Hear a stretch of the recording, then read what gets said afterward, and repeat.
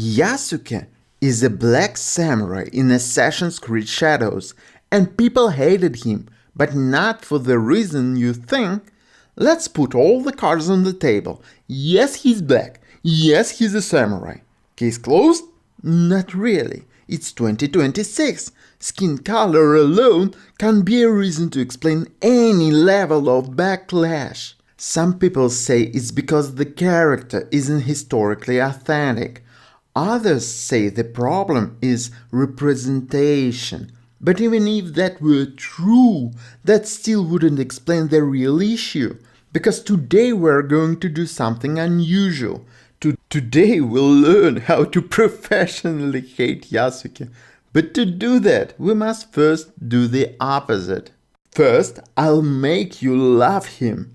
And only then we'll understand why this character actually fails. Not because of his race, not because of history, but because of something much more subtle. Today we'll look at three things: the story, the design, and the gameplay. And strangely enough, two of them are actually brilliant. Hi, it's Evan01. Last time we finished the Act 1. Our main character, Naoe, her father is killed. A mysterious group steals the box she was sworn to protect. Our mission becomes simple. Avenge the father, get the box back. That's the engine of the story. And it takes roughly 20 hours of gameplay to reach the next major turning point.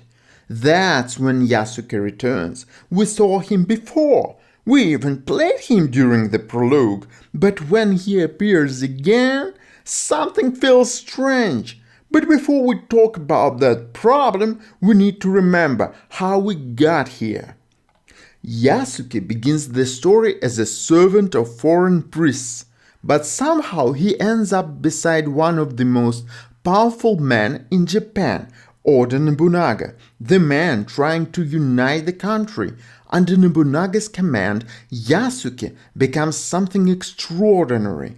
A warrior, a commander, a living symbol of Nobunaga's ambition. And this army marched straight into Iga, the homeland of Naoe. While Naoe is trying to protect the mysterious box, Yasuke is helping conquer her world. Their paths don't cross, but they collide. Later, after many failed attempts to retrieve the box, Naoe intercepts a message. It claims that Nobunaga himself might be behind the masked group. So we attack the castle. From Naoe's perspective, it makes sense, but there is one strange detail. Nobunaga is trying to unite Japan. Why would he care about a random box hidden in the crypt unless it's some kind of Apple of Eden level weapon, which he doesn't even know about? We defeat him, and right when the fight ends, Yasuke appears. He is still far stronger than us. He hits like a train, but suddenly he stops because he sees the hidden blade. Why? The game never really explains. Nobunaga dies and Yasuke lets us leave. But while I ask you to subscribe, we witness the final moments of the eager commander. The man who entrusted the box to Naoe. He has already lost, but Yasuke offers him a warrior's death. A duel. Just before the final blow, Yasuke saw the hidden blade. But Yasuke for some reason don't kill those with hidden blades. The dying commander gives Yasuke one request: protect the girl from Iga, the one with the hidden blade. He never tells her name, and apparently Yasuke recognizes the Naoe as the girl. And from that moment on, Yasuke becomes tied to her fate. Eventually, Naoe returns to her settlement. Everything is broken. She was used. The box is gone. Her friend Ginger has disappeared. She sneaks into the castle to find him. And suddenly, Yasuke appears again, the unstoppable warrior. He fights his way through the keep, reaches Naoe, and then puts his sword away. He sits down and asks to talk. He is completely at her mercy. Naoe is confused. Ginger intervenes. On one side, Yasuke responsible for the fall of Iga. On the other, Ginger. He said that Naoe owes his life to him. Ginger had some cryptic reason to kill her that night. The game fails to deliver, but Naoe killed someone close to Ginger, which we discussed in prologue. Everything points to Yasuke being the enemy, but Naoe makes an unexpected decision. She trusts him, and Yasuke joins the journey. At this moment, the game unlocks the second protagonist. You can now play as Yasuke, and that sounds great, except for one small problem. This moment happens 20 hours into the game, 10 real-world days. More than half of players never reach it. But that creates the first real problem with Yasuke. Yasuke enters the story far too late. You meet him again roughly 20 hours into the game. Think about that for a second. 20 hours. By that time you already learned Naoe's abilities, upgrade her gear, adopted to stealth gameplay, emotionally attached to her story. Naoe is now your character, and suddenly the game says, now switch, now play someone else. But the real issue isn't even that. Less than half of players ever reach this moment, which means the character Ubisoft heavily promoted is never even seen by most players. For many people, Yasuke doesn't exist as a playable character. He exists only in marketing, and that's a pacing disaster. But even if you do reach Yasuke, another problem appears. The game forces you to play him. At this point, you've spent days mastering Naoe, and suddenly the game says, stop, now you must play someone else. Even worse, several bosses are locked behind Yasuke exclusive quests. You can't avoid it, you can delay it, but eventually you must switch. And this is where frustration begins, because the issue is not that Yasuke is bad, the issue is timing. The game asks you to abandon the character you care about for a character you barely know. There is one quest line that illustrates the problem perfectly. The story of Lady Ouchi at first seems promising. It's self-contained, clear motivation, a personal connection to Yasuke's past. We learn about the days when he was still trying to prove himself, trying to impress Nobunaga, trying to become worthy of the warrior he would become. One moment from that past stands out. Yasuke sees a cook being bullied by several soldiers. The cook is weak, the soldiers are stronger, no one intervenes, but Yasuke does. He gets beaten for it, but someone notices. Lady Ouchi. She sees courage in the outlander. From that moment, they share a connection. But history intervenes. She is Nobunaga's sister. Her fate is political. She must marry an enemy to secure an alliance. Their story cannot continue. Years later, the game brings us back to her. Her bodyguard says where the Lady Ouchi is. Turns out she knows the one of masked villains, now as enemies. Which leads to one of the strangest missions in the game, to protect a gun factory. We kill everyone inside it. Then we blow up a ship full of gunpowder.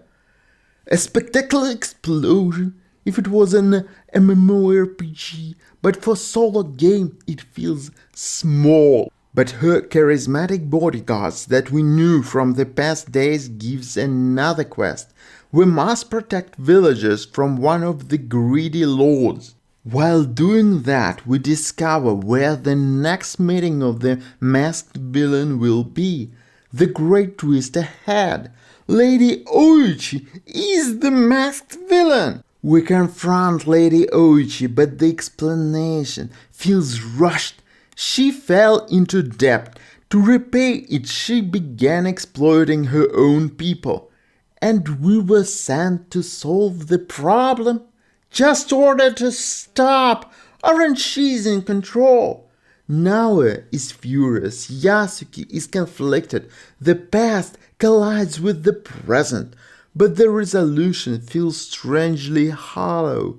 Lady Ouchi survives. Her charismatic bodyguard saved her, but killed.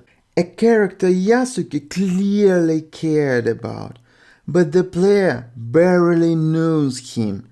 The bodyguard must have needed more quests. He could be as memorable as Bodyguard Happy from Iron Man. And that is the real tragedy of this questline. It had everything needed for a powerful story: friendship, memory, loyalty, betrayal, but it never gets the time it needs to breathe. But here's the strange part. Despite all these narrative problems, Yasuke is actually brilliantly designed, not as a story character, as a gameplay character. That's something Assassin's Creed has struggled with for years. In many games, switching characters simply means changing the model. Different face, same mechanics, same abilities, same experience. But Yasuke is not that. He feels completely different. Naoe is stealth, speed, precision. She climbs, hides, disables alarms, moves like a shadow.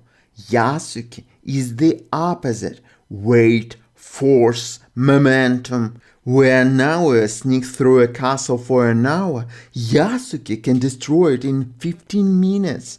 Doors break, enemies fly, armor shatters. What was a careful infiltration becomes a storm, and the game does something surprisingly brave. It doesn't nerf him. Most games introduce powerful characters only to weaken them later. But here the game allows you to play a warrior who is simply stronger, not better, just different. Naoe solves problems with stealth, Yasuke solves them with force. Two characters, two philosophies, two play styles, and suddenly the game becomes something much more interesting, because Yasuke becomes a bridge between two eras of Assassin's Creed. The stealth-focused design of this game and the combat-heavy approach of Odyssey and Valhalla. That's why, mechanically, Yasuke is essential. He's not replacing Naoe, he complements her. He gives the player a way to breathe. After hours of careful stealth, sometimes you just want to break the door and walk in, and Yasuke lets you do exactly that. That's the beauty of design behind Yasuke. And that's exactly why at this point in the game, I actually start to love the character. But this is exactly where the tragedy of the character begins. Because while the gameplay works, the narrative doesn't. Yasuke's story constantly feels detached. He is connected to the world of Nobunaga. He knows the political players. He understands the battlefield, yet somehow he never fully becomes part of the story we are following. Instead, it feels like two separate narratives glued together. Naoe's revenge story and Yasuke's scattered memories. The game hints at deeper mysteries. Why does Yasuke spare people with hidden blades? But even worse, why does he follow Naoe without explaining anything? Are we in a sitcom episode where they can't properly talk? Why does he trust someone from the clan he helped destroy? These questions exist, but the game never truly explores them. Instead, it hides answers behind vague mystery. Mystery that doesn't build tension. Mystery that simply delays explanation. And because of that, the relationship between Yasuke and Naoe never fully lands. Years pass, seasons change. They fight together, travel together, trust each other, but the foundation of that trust remains unclear. And when motivation feels weak, the story becomes hard to follow. Not because the language is complex, but because the emotional logic is missing. So Yasuke becomes one of the most paradoxical characters in the series, a character many players hated for completely wrong reason. The controversy started with his skin color being not authentic enough. But that's not what breaks the character. The real problem is pacing. He appears too late. The game forces you to play him before you care, and his story never fully connects with the main narrative. But at the same time, Yasuke represents one of the best gameplay ideas Assassin's Creed has had in years. Two protagonists, two playstyles, stealth and power, shadow and storm. Naoe and Yasuke could have been the perfect balance. A yin and yang of Assassin and Templar worlds. If the story had given them the time and the motivation they deserved. Instead, we get a character full of potential that never quite reaches it. But now I'm curious. Did you ever reach Yasuke in your playthrough? And if you did you enjoy playing him? Or did it feel like the game forced you away from the character you actually cared about? Let me know in the comments below. Next time we'll look at how the story of Naoe and Yasuke finally ends. See ya!